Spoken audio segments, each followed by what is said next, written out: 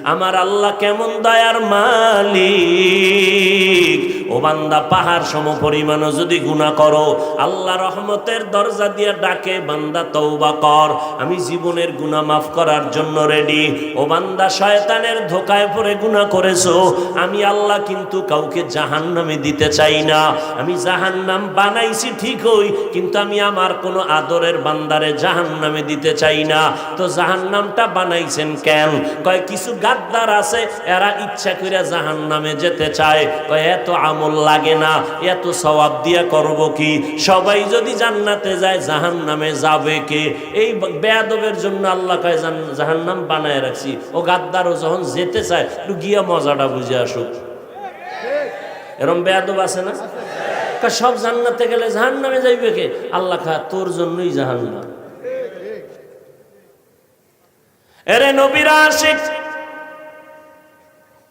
আল্লাহ পাক রব্বুল আলামিন বলেন, এরে গোলাম, তওবার দরজা খুলে রাখলাম। আমি চাই না কেউ জাহান্নামে যাবে, আমি চাই সবাই জান্নাতে যাবে। আমি কেমন চাওয়া চাই? হিসাব ছাড়া যেন সবাই বিনা হিসাবে জান্নাতে যায়। কারণ হিসাবের কাঠগড়ায় দাঁড়াইয়া কেউ যদি জান্নাতে যেতে চায়, জাহান্নামের শাস্তি ভোগ না করিয়া জান্নাতে যেতে পারবে না। এরে নবীর আশিক, বিনা হিসাবে যদি জান্নাত পেতে চাও, আল্লাহর ওয়াদার হলো মুসলমান না হইয়া কবরে আসবা না। মুসলমান হইয়া কবরে যাওয়ার মানে কি?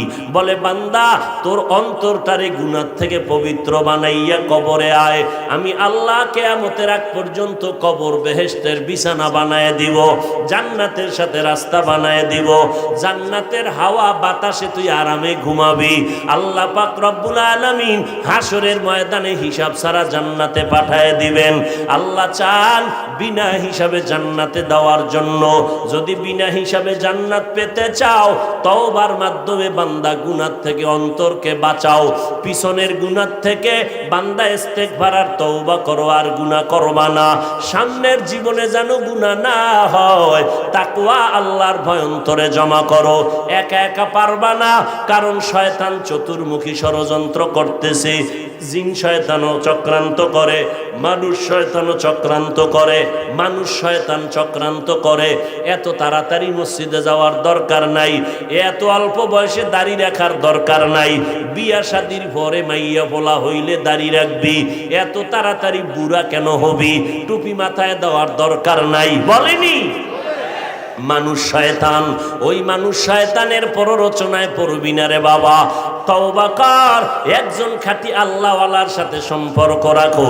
যেই আল্লাহওয়ালার কাছে গেলে নবীর সুন্নতের আমলের মোহাব্বত বাড়ে, চোখে পানি আসে, কান্না আসে, জাহান্নামের ভয় অন্তরে জমা হয়।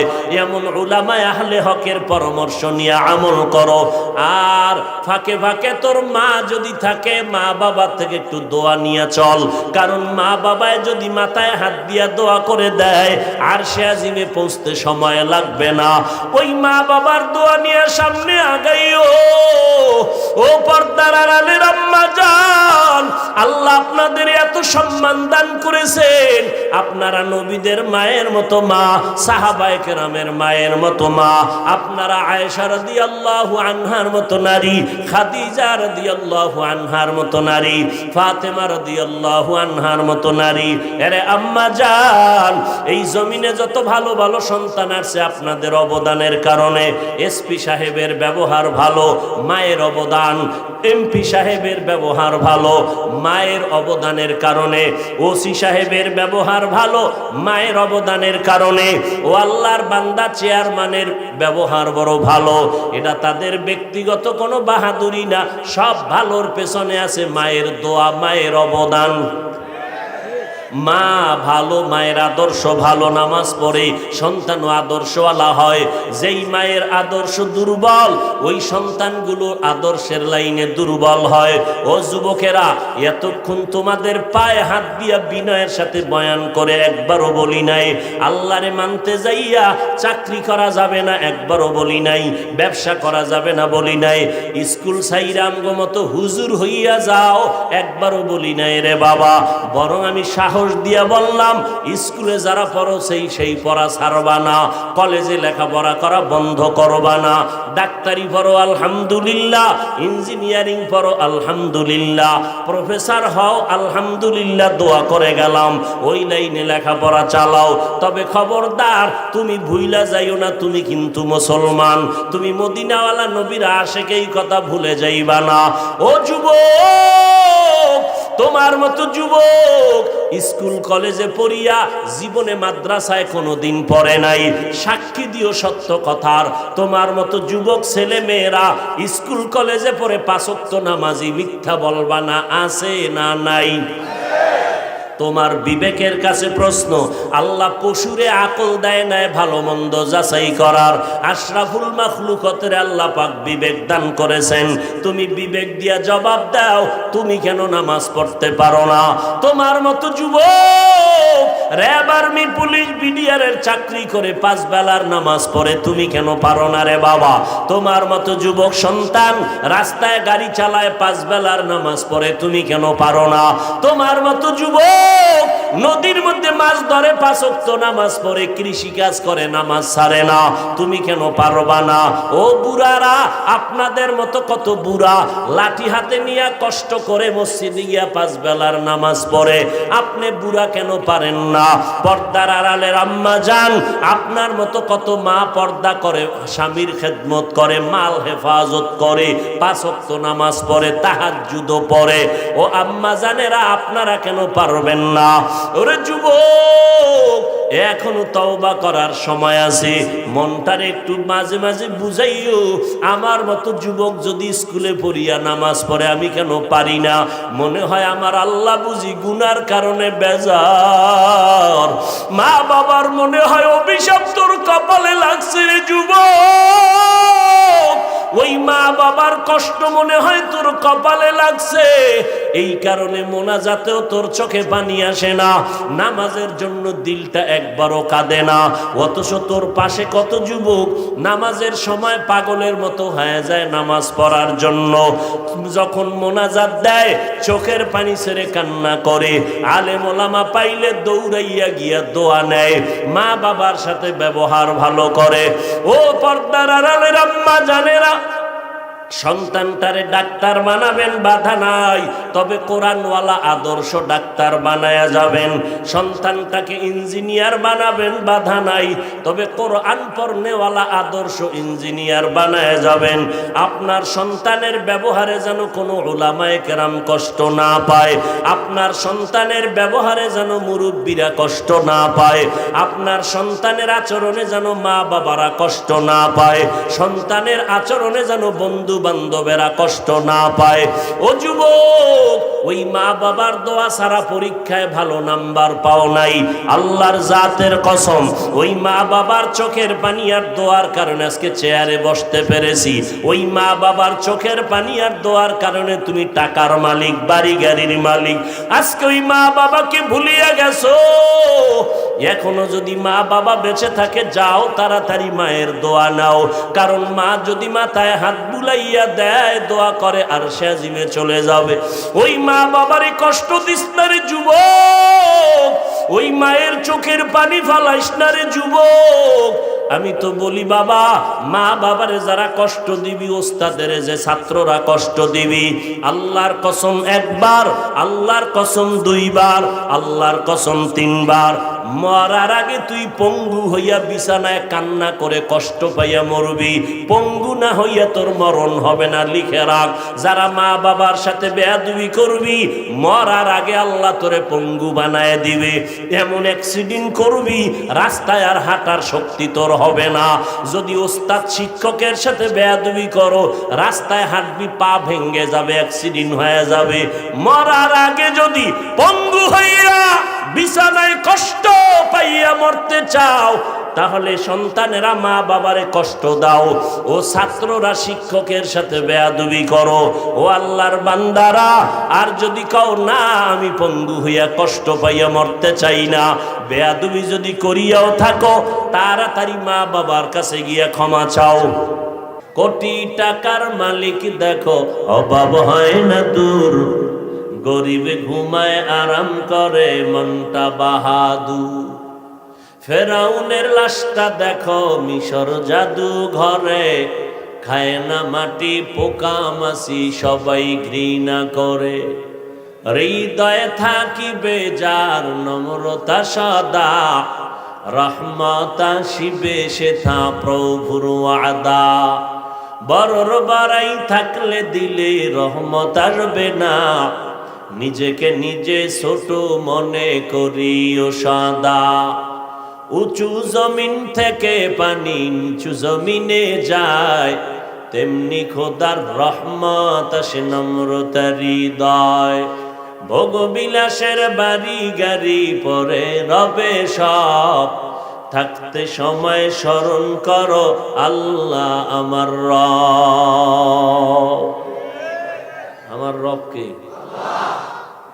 ওই আল্লাহর মতো আপন আসেনি কেউ। কেমন দয়াময় আমার রব, কেমন আমার আল্লাহ। আম্মা জান আমার স্বার্থের জন্য মাঝে মাঝে রাগ করেন। আমার সোনার বাংলায় তাকায় দেখলাম অনেক মা বাবা সন্তানের স্বার্থের টানে পড়ে হত্যা করেছে, আবার অনেক সন্তান স্বার্থের টানে মা বাবাকে হত্যা করেছে। একবার দুবার তিনবার অপরাধ করলে মা বাবা আর মোহাব্বতের নজরে তাকাতে চায় না। আমার আল্লাহ বলেন, আমার দেওয়া পানি, আমার দেওয়া বাতাস, আমার দেয়া সূর্যের আলো চাঁদের আলো, জমিনের ফসল গাছের ফল খাইলি, নদীর মাছ খাইলি, ওরে নিমখ হারাম, একবারও আলহামদুলিল্লাহ বললি না, আমার হুকুম মতো নামাজ পড়লি না। ওলামায়ে কেরাম পায়ে ধরে ধরে দাওয়াত দেয়, নামাজ পড়ো, পর্দা করো, হালাল খাও, নবীর আদর্শের মালা গলায় লাগাও। এরপর নামাজ নাই, রোজা নাই, নবীর সুন্নতের খবর নাই। আমি আল্লাহ এত বেজারও হইলাম না, রাগ করে পানিও বন্ধ করি নাই, বাতাস বন্ধ করি নাই। আমি আল্লাহ পাক সূর্যের আলো চাঁদের আলো বন্ধ করে দেই নাই। আমি তোমাকে সম্মানের চেয়ার থেকে আমি নামায়া দেই নাই। আমার ফল, আমার ফসল সব আমি রাস্তা খুলে দিলাম, ভোগ কর। এরপর আমি আল্লাহ তোর উপরে বেজার না। রাতের গভীর যখন হয়, প্রতিদিনের শেষ রাত, আমি আল্লাহ প্রথম আসমানে আসিয়া সমস্ত গুনাহগারদের ডাকতে থাকি, আলা আমি মুস্তাগফিরিন ফাগফির আলা। এই গুনাহগারের দল, তওবা কর, কান্না কর। এক সেকেন্ডের ভেতরে তোর 40-50 বছরের জীবনের গুনাহ আমি আল্লাহ তোরে মাফ করে তোর নামটা জান্নাতি খাতায় উঠায় দিব। আতিনা ফি দারে দুনিয়া না হাসান, আতিনা ফি দারে উকবানা হাসান, ইয়া গিয়াসাল মুস্তাগীসি নাহদিনা লফতিখারা বিল উলুমে ওয়াল গিনা। হর গরিদে নেকো তু তৈয়ার হে, जो न मांगे उससे तू बेजार है। ভাইরা আমার, আল্লাহ তাআলা বলেন, দায়িত্বশীল তোমার দায়িত্ব পালনের অবহেলা হইল কিনা সাবধান। আল্লাহ বলেন, ইয়া আইয়ুহাল্লাযীনা আমানুত্তাকুল্লাহা হাক্কা তুকাতিহ ওয়ালা তামুতুন্না ইল্লা ওয়া আনতুম মুসলিমুন।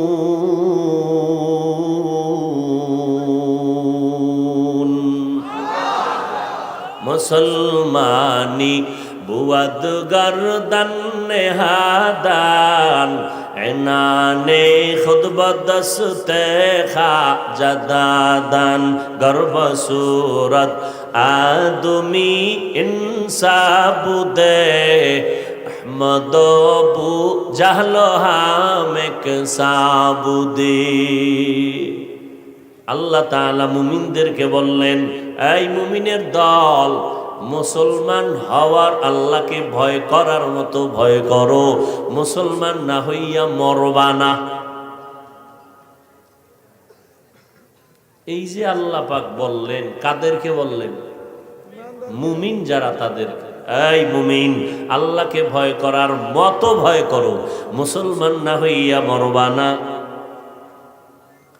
সাহাবায়ে কেরামে আওয়াজ পেয়ে কান্না শুরু করলেন, পেরেশান হয়ে গেলেন। আল্লাহ যত বড়, ওই পরিমাণ আল্লাহকে ভয় করা কারো দ্বারা সম্ভব হবে না। নবীজির কাছে গিয়া হাজির, নবীও পেরেশান অবস্থায় আছেন। আল্লাহ জিব্রাইল আমিনকে সান্ত্বনার আয়াত নিয়ে পৌঁছে দিলেন। জিব্রাইল আমার নবীর আদালতে আসলেন, নবীর দরবারে এসে বললেন, ও নবী, সান্ত্বনার বাণী আল্লাহ দিয়েছেন, ইত্তাকিল্লাহা মাস্তাতাতুম। ওরে দুনিয়ার মুমিনেরা, আল্লাহকে ভয় করার মতো হক আদায় করে ভয় করতে হবে না, বরং তোমাদের সাধ্য মতো আল্লাহকে ভয় করো। সাহাবায়ে কেরাম আশ্বস্ত হলেন, হ্যাঁ, আমাদের সাধ্য মতো আল্লাহকে ভয় করা সম্ভব, তবে আল্লাহর হক আদায় করে ভয় করা কোনো বান্দা বান্দির দ্বারা সম্ভব হবে না। ইমামুল আউয়ালিন আল আখিরিন, বাহরে সাদকা রাহমাতাল লিল আলামিন, সাইয়্যিদুল কাউনাইন খাতমুল মুরসালিন, আখির আমদ বুদ ফখরুল আউয়ালিন, শুদ ওয়াজুদাস রাহমাতাল লিল আলামিন, মসজিদে ও শুদ হামারো জমিন। আল্লাহ তাআলা বলেন, আমাকে সাধ্যমতো তোমরা ভয় করো, ভয়ের নাম তাকওয়া। যারা আল্লাহকে ভয় করবেন তাদের নাম মুত্তাকি। ভয়টা থাকে অন্তরের ভেতরে, অন্তরটাও দেখা যায় না, তাকওয়াও দেখা যায় না। এরে নবীর উম্মত, এই তাকওয়া অন্তরে যদি জমা করতে চাও, আল্লাহর ওলি এই জমিনের মধ্যে যারা আছেন, এক বচনে ওলি, বহু বচনে আউলিয়া, এদের সংস্রবে যাও, এদের সোহবতে যাও। এরা নেক নজর যখন লাগাবে, আল্লাহর কুদরতে আল্লাহওয়ালাদের নেক নজরে অন্তরে তাকওয়া চলে আসবে, সুন্নতের আমল চলে আসবে। এরপরে আল্লাহ বলেন, আমার ভয় অন্তরে জমা করার পরে রেডি হ, মুসলমান না হইয়া কবরে আসবি না। সাবধান, কথাটা মুমিনদের বলেছেন, কোন বেঈমানের বলেন নাই মুসলমান না হইয়া কবরে আসবা না। আল্লাহ বলেন, এই মুমিনের দল, মুসলমান না হইয়া কবরে আসবা না। এখানে আপনারা যারা আছেন, আমরা সবাই যেমন মুমিন, তেমন আমরা সবাই মুসলমান। কিন্তু আল্লাহ মুমিনদের কেন বললেন মুসলমান না হইয়া কবরে আসবা না? তাহলে কি আমরা মুমিন হয়েছি, মুসলমানের রাস্তায় বুঝি এখনো যেতে পারি নাই? আল্লাহ আর একটা আয়াতে বলেন, ইয়া আইয়ুহাল্লাযীনা আমানু দুখুলু ফিস-সিলমি কাফা, এই মুমিনেরা ইসলামের ঘরে পরিপূর্ণ প্রবেশ করো। আর এক আয়াতে আল্লাহ আবার স্পষ্ট করে বলতেছেন, ইয়া আইয়ুহাল্লাযীনা আমানু আমিনু বিল্লাহি ওয়া রাসূলি, ও মুমিনেরা আল্লাহর উপরে রসুলের উপরে ঈমান আনো। আরে আল্লাহর উপরে রসুলের উপরে ঈমান আনার কারণেই তো আমরা মুমিন হয়ে গেলাম। কিন্তু আল্লাহ আবার কেন বলেন, যারা মুমিন তোমরা আবার আল্লাহর উপরে রসুলের উপরে ঈমান আনো? মুমিনের কেন ডাবল ঈমানের দাওয়াত আল্লাহ দিলেন? আমাদের সমাজে অধিকাংশ মূর্খ, ধর্মীয় জ্ঞানের অভাব, না কোরআন পড়তে পারে, আরবি না হাদিস পড়তে পারে। এই সমস্ত কিছু মূর্খতা বশত বলে, মুসলমান হইয়া মুসলমানের কেন কালেমার দাওয়াত দাও? নবীজি দাওয়াত দেশে কাফেরেরে, তোমরা কেন মুসলমান হইয়া মুসলমানের দাওয়াত দাও?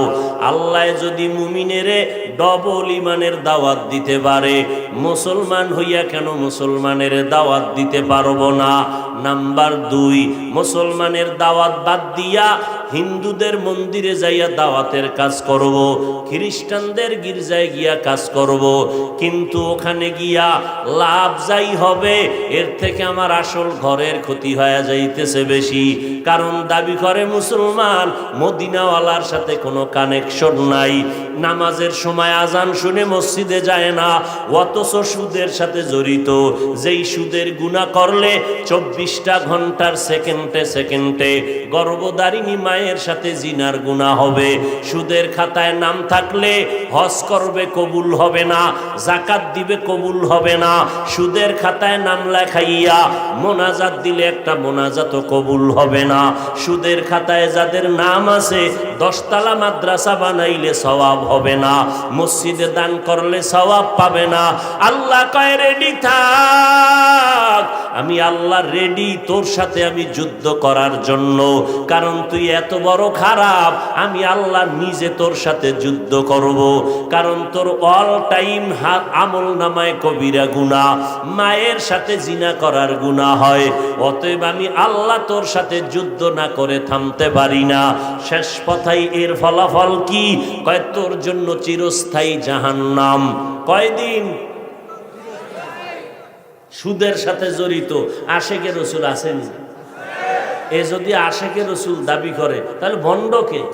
আমরা ভণ্ড, কারণ আমরা টুপি পরছি, দাড়ি পরছি, নামাজরা পড়ি, পর্দা করি, হালাল খাই, জিকির করি, আমরা ভণ্ড।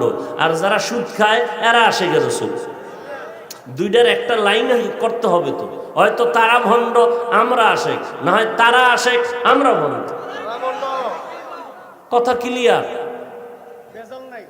আমরা টুপি মাথায় দিয়া কত গালি শুনতেছি, দাড়ির কারণে যৌবনের ভাব চলে যাইতেছে, লম্বা জামা পরতেছি কষ্ট লাগতেছে, কত মানুষ কত কথা বলে, মাদ্রাসায় পড়তেছি সেখানেও কত মানুষ বাজে কথা বলে, শীতের দিন ফজরের নামাজ পড়তে ঠান্ডা পানি দিয়ে উজু করে কত কষ্ট, এরপরও আমরা আশেক হইতে পারবো না। তোমরা সুদ ঘুষ খাইয়া দাড়ি কামাইয়া আশেক হবা, তাহলে একটা দলিল দাও, আমিও টুপি দাড়ি ফালাই দেই। যুবকেরা ভালো করে কথা বুঝার চেষ্টা করো, চিল্লা চিল্লি করবা না, কথা বুঝবা, ভদ্র বাবার ভদ্র সন্তানের মতো আওয়াজ দিবা, প্রয়োজন হলে স্বাভাবিক, চিৎকারের কোনো দরকার নাই। তুমি সারাদিন নামাজ পড়লা না, তুমি এখানে চিল্লাইলে কি হবে বলো? তুমি সারাদিন নামাজ পড়ো নাই, তা তোমার চিৎকারে কি হবে? ভালো করে বুঝো, ভালো করে বুঝো। মুহাম্মদ সাল্লাল্লাহু আলাইহি ওয়াসাল্লাম শেষ নবী, শ্রেষ্ঠ নবী, খাতামুন নবিয়্যিন। এর থেকে দামি কোনো পীর, কোনো বুজুর্গ, কোনো মুফতি, কোনো মুহাদ্দিস, কোনো বক্তা আছে? সবাই একমত না? এখানেও দ্বিমত। এই বেজাল কিন্তু মুহাম্মদের নিয়া, আল্লাহরে নিয়ে কিন্তু খ্রিস্টানেরাও বেজাল করে না, ওরাও আল্লাহ একজন মানে। মানে না? মানে না? হ্যাঁ, আল্লাহ একজন মানি আমরা, তবে আল্লাহর সহযোগী আরো কয়েকজন আছে। খ্রিস্টানেরাও আল্লাহ একজন, কথা কও, মানে। এহুদিরাও মানে। হিন্দুরাও জিজ্ঞাসা করবেন সৃষ্টিকর্তা আল্লাহ একজন আছে, মানুনি? হ্যাঁ মানি। বেজাল কিন্তু সব গোষ্ঠীর মুহাম্মদের নিয়ে। ইহুদি আল্লাহ মানে, মোহাম্মদ মানে না। ওরা কয় আমগো শ্রেষ্ঠ নবী, আমগো আসল ঠিকানা শান্তির দূত ঈসা নবী। ইহুদিরা কয় ওজায়ের নবী। এইরকম এক একজন এক এক লাইনে। মোহাম্মদের মানতে গেলেই বাঁকা। ইহুদিরাও কয় মোহাম্মদ মানি না, আল্লাহ মানি, ঠিক আছে। খ্রিস্টানেরা কয় মোহাম্মদ রে মানি না। আমগো হালাত কি? কি সাফার জোরে মানো? মুহাম্মদের আদর্শের মতো সুন্দর শ্রেষ্ঠ আদর্শ আর কারো আছে? থাকলে কোনো বাপের বেটা দাঁড়ায় বল, আমি মুহাম্মদের আদর্শ জবাই করে ফালাইয়া আমি তারটা গ্রহণ করব। যদি কেউ প্রমাণ করতে পারো মুহাম্মদেরটা বাদ দিয়া আরো সুন্দর আদর্শ আছে, আব্রাহাম লিঙ্কনের, লেনিনের আদর্শ, কালমার্সের আদর্শ, মাও সেতুনের আদর্শ, প্রমাণ যদি দিতে পারো, আমি মুহাম্মদেরটা বাদ দিব। পারবা? নাম্বার, এই থামেন। নাম্বার 2, মুহাম্মদের আদর্শের ভেতরে, এই যুবকের দিকে তাকা, মুহাম্মদ সাল্লাল্লাহু, দেখছেন নি নবীর নাম শুনে দরুদও পড়ে না। বাঙালি এমন বদভ্যাস, জেলাফি না পাইলে দরুদ পড়বে না।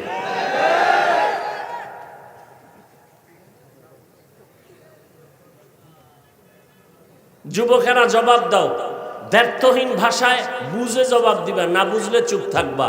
মুহাম্মদের আদর্শের ভিতরে চুল কাটার নিয়ম আছে? ভালো করে বলো। নখ কাটার নিয়ম আছে? তো মুহাম্মদের আদর্শে চুল না কাইটা বেঈমানের পা চাটা গোলামের মতো চুল কেটে ইন্দুর আর বান্দর হইলি কেন? মুহাম্মদের আদর্শের নিয়মে চুল না কাইটা বেঈমানের পা চাটা গোলাম হয়েছ কেন? কি স্বার্থ? কি বল? কি যৌবন বেড়ে যায়? চেহারা উজ্জ্বলতা বাড়ে? মা বাবা দোয়া বাড়ায়? শিক্ষকরা খুশি হয়? তাহলে আকামটা কেন করছো বল? যদি কোনো উপকার হয় বল, আমিও করব। আল্লাহর কসম, মুহাম্মদের আদর্শ বললি ভালো, গ্রহণ করো না কেন? বেঈমানের পা চাটো কেন? বিষয় কি? নবীর তরিকায় চুল কাটলে সমস্যাটা কি? শেষ নবী রহমাতুল্লিল আলামিনের লাইনে নখ কাটলে সমস্যাটা কি? কি সমস্যা? কি কারণ? কি তুমি বেঈমানের পদাঙ্ক অনুসরণ করবা? স্বার্থ কি বলো? একটা উপকার যদি দেখাইতে পারো যে হাফিজ ভাই বেঈমানের লাইনে চুল কাটার দ্বারা আমার মাথা অল টাইম ঠান্ডা থাকে, 1 সেকেন্ডের জন্য গরম হয় না, এরকম একটা উপকারের কথা বলো। অথচ তুমি টুপি মাথায় দেও না, আর আমি টুপির কথা বললে তুমি বলো টুপি মাথায় দিলে মাথা গরম হয়ে যায়।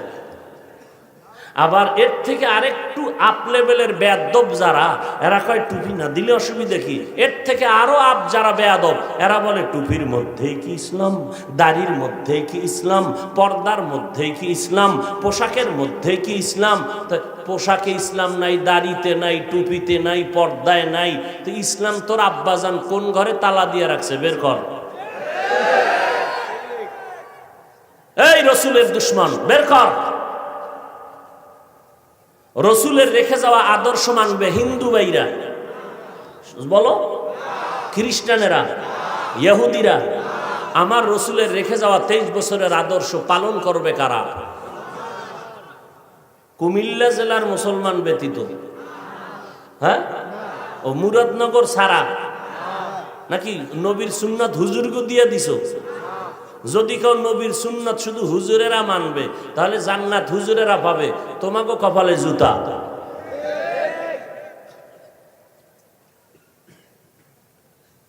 কি মনে করেছো আমার রসুল,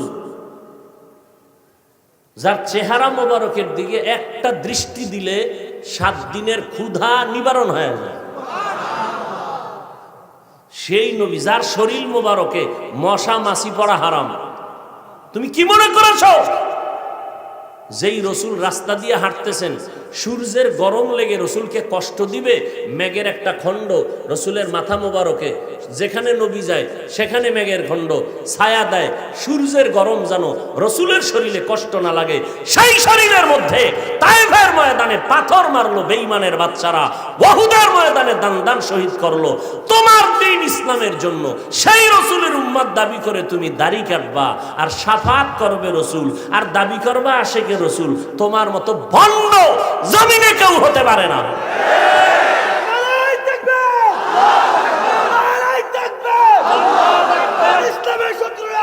হ্যাঁ, আমার আল্লাহ আমাদের রসুলের সুন্নতের আমল করার তৌফিক দান করেন। এটা আমার স্বার্থের জন্য বলছি। হ্যাঁ, আপনি মরে গেলে আপনার কবরে কোনো পীর যাবে, কোনো হুজুর যাবে? আপনার জবাব কিন্তু আপনাকেই দিতে হবে। আল্লাহ আমাদের হেদায়াত দান করুন। আপনাদের আল্লাহ আমার আল্লাহ দুইজন না এক? আমি যে নবী মানি, আপনারাও নবী কি এক না আলাদা? আপনার আমার কোরআন, কাবা, ধর্ম, কালেমা না? কালেমা নিয়ে একটু ডিস্টার্ব আছে মনে হয়, নাই? আগে কালেমাটা বলি, লা ইলাহা ইল্লাল্লাহ মুহাম্মাদুর রাসূলুল্লাহ, এই হলো কালেমা। কি এটা আপনাকেও কালেমা নাকি আলাদা আপনাদেরটা? আওয়ামী লীগ ওয়ালাদের এই কালেমা, বিএনপি ওয়ালাদের এই কালেমা? কথা বলেন না কেন? তাহলে আপনাদের আল্লাহ আমার আল্লাহ এক, নবী এক, কোরআন এক, কাবা এক, ধর্ম এক, কালেমা এক, দুনিয়াতে আসছি সিস্টেমও। শুধু মুরাদনগরের মানুষ লঙ্গি পরে আসছিল, হ্যাঁ? বিদায় বেলার সিস্টেম, সবার বেলায় কাফন হবে তিনটা। আমি বক্তার সম্মানে একটা কাফন কেউ বাড়াইয়াও দিবে না, রিক্সা ড্রাইভার গরিব হওয়ার কারণে একটা কাফন কেউ কমাইয়াও দিবে না, কালার হবে আলাদা। চরমনাইওয়ালাদের কাফনের কাপড় একরকম, তাবলিগওয়ালাদের আর এক রকম, সোনাকান্দা আর এক রকম, সারসিনার আর এক রকম। তাই কি কি কি কালো, সবুজ, কি তো সবুজ লইয়া কিলাকিলি কেন, কালো লইয়া কিলাকিলি কেন? हकीकत से तो दुनिया बेखबर है, दुनिया की नुमाइश पर नजर है। नमी गुयम के आज दुनिया जुदा बाश, बहर कारे के बाशी बा खुदा बाश। तुमिও নবীর উম্মত, আমিও সেই নবীর উম্মত, কিন্তু দুঃখ আজকে আমি টুপি মাথায় না দিলে বড় শরম লাগে। তুমি কেমন মুসলমান, টুপি মাথায় দিতে শরম লাগে? তুমি আলাদা মুসলমান, তোমারে মনে হয় ভিন্ন সিস্টেমে আল্লাহ বানাইছে। হ্যাঁ, আমি দাড়ি রাখলে আলহামদুলিল্লাহ মজা লাগে, দাড়ি কাটতে লজ্জা পাই। তুমি কেমন মুসলমান, দাড়ি রাখতে লজ্জা পাও? আমি লম্বা জামা পরতে লজ্জা পাই না, আরাম পাই। তুমি লম্বা জামা পরতে লজ্জা পাও। আমি বেপর্দায় চলতে লজ্জা লাগে। তুমি কেমন মুসলমান যে পর্দা করতে লজ্জা লাগে? ও আল্লাহর বান্দারা, বিষয় কি? আল্লাহর আযাবের ভয় অন্তরে নাই। এখনো সময় আছে। শিক্ষকের সাথে গিয়া ক্ষমা চাও। এই মোবাইলের আপন বানাইয়া মায়ের সাথে বেয়াদবি করেছো, বাবার সাথে বেয়াদবি করেছো। এই মোবাইলটারে আপন বানাইয়া শিক্ষকের সাথে বেয়াদবি করেছো, টাকা পয়সা আত্মসাৎ করেছো, চরিত্র নষ্ট করেছো। ও আল্লাহর বান্দারা, হেদায়েতের মালিক আমার আল্লাহ। 13টা বছর আবু জাহাল আমার নবীরে দেখিয়াও কালেমা পড়ে নাই, কপাল পরা। এই জমিনে আবু জাহালের মতো শক্ত পাথরওয়ালা অন্তরের কিছু মানুষ থাকবে, হাজারো বয়ানে তাদের দিল নরম হবে না, চোখে পানি আসবে না। বয়ানের পরে ভিন্ন মন্তব্য করিয়া গুনার পাল্লা ভারী করবে। অন্যদিকে ওমরের মতো কিছু মানুষ মেজাজ গরম করিয়া যখন নবীর কাছে আসছে, হঠাৎ মরণের কথা স্মরণ হয়ে গেল, তওবা করে মুসলমান হয়ে গেল। ওমরের মেজাজের মানুষ এই জমিনে যারা ঢুকবে, ময়দানে বয়ান শোনার পর হঠাৎ মরণের কথা স্মরণ হয়ে যাবে, গুনার কথা স্মরণ করিয়া আল্লাহর বান্দা কান্না করে আল্লাহকে মনে মনে বলবে, ও দয়ার মালিক, মনে হয় যেন এই ময়দানে আমার মতো গুনাহগার কেউ নাই। গুনার কারণে আমার হাত না পাক, আমার চোখ না পাক, আমার জিহ্বা না পাক, অন্তর না পাক। আল্লাহ তুমি আমারে মাফ করিয়া দাও। আর কোনোদিন নামাজ ছাড়ব না, দাড়ি কাটিয়া আল্লাহর নবীরে কষ্ট দিব না, আর নবীর সুন্নতের বাহিরে চলব না, মা বাবারে কষ্ট দিয়া কাঁদাবো না, ওলামায়ে কেরামের বিরোধিতা করে গুনাহগার হব না। আজকে থেকে নামাজ পড়ব, 5 বেলার মা বাবার দোয়া নিয়ে চলব, ওলামায়ে কেরামের পরামর্শ নিয়ে চলব, দেশের বিরুদ্ধে জাতির বিরুদ্ধে কোনো ষড়যন্ত্র করব না। এই রকম মনের যারা থাকবে, আল্লাহ তাদের হেদায়েতের দরজা খুলে দিল নরম করে দিবেন। যখন দিলটা নরম হবে, চোখের থেকে পানি আসা শুরু হয়ে যাবে। মদিনার নবী বলেন, গাভীর ওলান থেকে দুধ বের করে ভেতরে যেমন ঢুকানো সম্ভব না, জাহান্নামের আযাবের ভয়ে যারা চোখের পানি ছেড়ে কান্না করবে, এদেরকে জাহান্নামে দেওয়াও সম্ভব হবে না।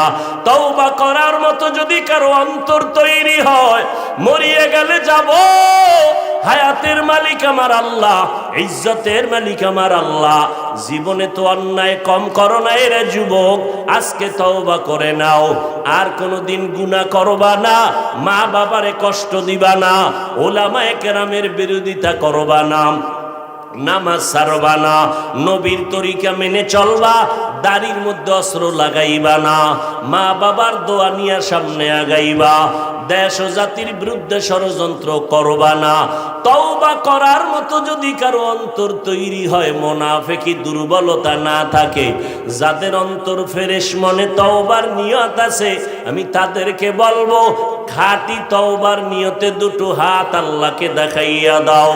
আয় আল্লাহ, হাতগুলো কবুল করে নেন, তওবা কবুল করে নেন, আমাদের তওবার উপরে মজবুত হইয়া নবীজির তরিকায় মরণ পর্যন্ত চলার তৌফিক দান করেন, আমিন। আলহামদুলিল্লাহি রাব্বিল আলামিন, ওয়াসসালাতু ওয়াসসালামু আলা সাইয়্যিদিল আমবিয়া ওয়াল মুরসালিন ওয়া আলা আলিহি ওয়া আসহাবিহি আজমাইন। ইয়া আরহামার রাহিমিন, ইয়া আরহামার রাহিমিন, ইয়া আরহামার রাহিমিন। রব্বিরহামহুমা কামা রব্বায়ানি সগীরা। আল্লাহুম্মা ইন্নাকা আফুউন কারীম তুহিব্বুল আফওয়া ফা'ফু আন্না। ও দয়ার মালিক, কুদরতের নজর দিয়ে তাকায় দেখেন, ওলামায়ে কেরাম, মুরব্বী, হাজী সাহেব, ব্যবসায়ী, চাকরিজীবী, ছাত্র ভাই, যুবকেরা হাত তুলেছেন, পর্দার আড়ালের মা